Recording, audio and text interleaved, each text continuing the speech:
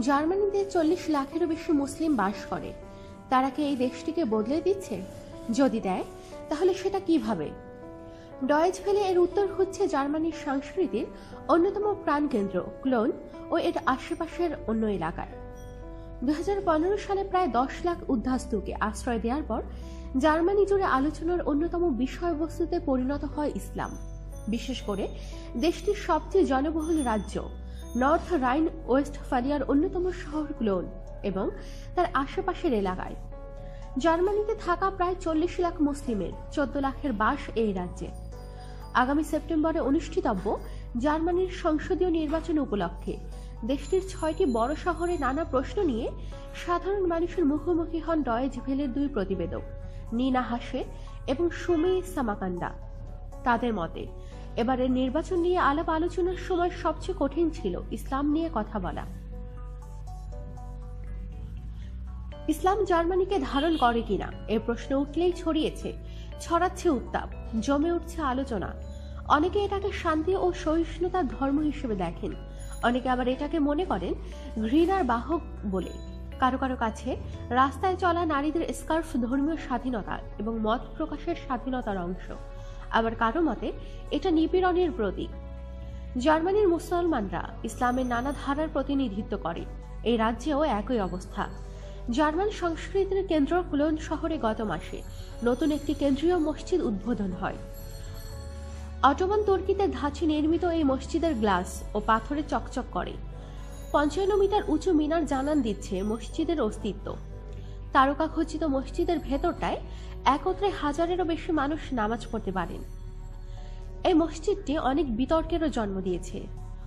ক্লোনের প্রধান গির্জার গম্বুজ শতাব্দীর পর শতাব্দী আকাশে মাথা উঁচু করে দাঁড়িয়ে আছে।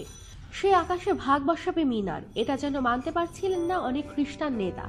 তাই এই স্থাপনা নিয়ে নগরের প্রধান স্থপতির দপ্তরকে রাজি করাতে Turkish Islamic union for religious অ্যাফেয়ারকে বেশ কাঠখড় পোড়াতে হয়েছে। জার্মানিতে মুসলমানদের সবচেয়ে বড় সংগঠন ডিআইটিআইবি, এটি তুরস্ক সরকারের ধর্ম বিষয় কর্তৃপক্ষের অংশ। দলটিকে ঘিরে সম্প্রতি তুরস্ক জার্মানির সম্পর্ক অবনতি হয়েছে। দলটির বিরুদ্ধে তুরস্কের প্রেসিডেন্ট রিসেপ তাইয়েপ এরদোগানের স্বার্থে কাজ করার অভিযোগ রয়েছে। আন্তঃধর্মীয় জীবন এখানে কতটা জটিল, এটা যেন সেটারই একটা চিত্র। পরিসংখ্যানের অধ্যাপক ও পরামর্শক ইউসেফ আল ওয়াদুদি বাস করেন ক্লোনে। তিনি মরক্কো থেকে 18 বছর আগে জার্মানিতে আসেন। এরপর এখানে এসে তিনি একজন ভিন্নধর্মী নারীকে বিয়ে করেন, পালন করতে থাকেন সংসার ধর্ম। তার মুসলিম পরিচয় এখন অনেকটাই ঢাকা পড়ে গেছে। গতানুগতিক ছাঁচ এবং পক্ষপাতিত্বে ইসলামকে ঘিরে থাকা রাজনৈতিক ডিসকোর্স ক্রমেই দূষিত হয়ে যাচ্ছে বলে তার মত। তিনি বলেন, সমস্যা হচ্ছে সব ধর্মই মনে করে সেই একমাত্র সত্য। মানুষ ধর্মকে ভিন্নভাবে দেখে। যেমন কালো চুলের একজন মানুষ মানেই মনে করা হয় তিনি মুসলিম। সুতরাং মুসলিম যদি কারো শত্রু হয়, তাহলে ব্যক্তিগতভাবে চিনুক না চিনুক কালো চুল দেখলেই শত্রু মনে করা হয়। আপনি ধার্মিক কিনা সেটা বিষয় নয়। এই সামাজিক সমস্যা আমাদের সবার জীবনকে প্রভাবিত করছে। এল ওয়াদুদির আশেপাশে হাত বাড়ালেই মরক্কান দোকান, রেস্তোরাঁ এবং মসজিদ, যেখানে অধিকাংশ মানুষই রক্ষণশীল। তার মতে মুসলমানদের ভেতরের সমস্যাটাও গভীর। এর ফলে নিজস্ব কমিউনিটির ভেতরেও গঠনমূলক সংলাপ হয় না। উদার এবং রক্ষণশীল মুসলমানদের মাঝেও খুব কমই যোগাযোগ হয়। তারা নিজেদের মধ্যে কথা বললেও ভুল বোঝাবুঝির সম্ভাবনা থেকে যায়। এটার সবচেয়ে ভালো সমাধান হচ্ছে ইসলামের বিভিন্ন শাখার মধ্যে একটা আলোচনার সূত্রপাত করা। অন্যদিকে রক্ষণশীল মুসলমানরাও বলছেন তারা সংলাপের জন্য প্রস্তুত। যদিও তরুণ মুসলিমদের মাঝে ইসলামিক উগ্রপন্থার বিস্তারের ফলে একটা আশঙ্কার কালো মেঘ জমা হয়েছে। ভায়োলেন্স প্রিভেনশন নেটওয়ার্কের মতে কেবল নর্থ রাইন ওয়েস্টফালিয়া রাজ্যে উগ্র সালাফিদের আক্রমণের পরিমাণ 2015 সালে 300 ছিল, যা পরের বছর দ্বিগুণ হয়ে গেছে। বনের পাশে বাড গোডেসবার্গ আল আনসার মসজিদের ইমাম আব্দেল কাদের ইজেইম বলেন, যেসব রক্ষণশীল মুসলিম তাদের পছন্দসই বিশ্বাসকে আঁকড়ে বাঁচতে চায়, এই ধারা খুব গভীরভাবে তাদের জীবনকে প্রভাবিত করছে। তিনি বলেন, এসব ঘটনায় একটা নেতিবাচক চিত্র তৈরি হয়েছে। অনেক মুসলিম রয়েছে যারা আমাদের সম্মিলিত ভাবমূর্তি নষ্ট করে দিয়েছে। ফলে এমন একটা ধারণা তৈরি হয়েছে যে মুসলিম এবং ইসলাম একই রকম। আমরা এইসব উদ্বেগ দূর করার চেষ্টা করেছি, জার্মানদের দেখাতে চাই এটা বাস্তবতা নয়। ভালো ভালো কাজ করা ইসলামের মূল শিক্ষা।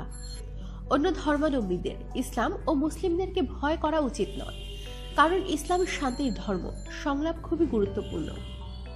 ক্লোনে লিবারেল ইসলামিক অ্যাসোসিয়েশনের দ্বিবার্ষিক সম্মেলনে এর সংগঠক আনিকা মেহমেতি বলেন, তরুণ মুসলিমরা আধুনিক পৃথিবীর বিভিন্ন বিষয়ে ইসলামের মতামত জানতে চায়, যেমন সমকামিতা ইসলামে বৈধ কিনা, খ্রিস্টান ছেলেবন্ধু রাখা যাবে কিনা ইত্যাদি। মেহমেতি বলেন, এখানেও 4 মিলিয়ন মুসলিম বাস করেন। তারা সবাই বিভিন্নভাবে তাদের ধর্ম এবং সংস্কৃতি পালন করে। তাদের জীবনও আলাদা। আরো বড় পরিসরে চিন্তা করলে একটা খোলামেলা এবং আন্তরিক সংলাপ সম্ভব।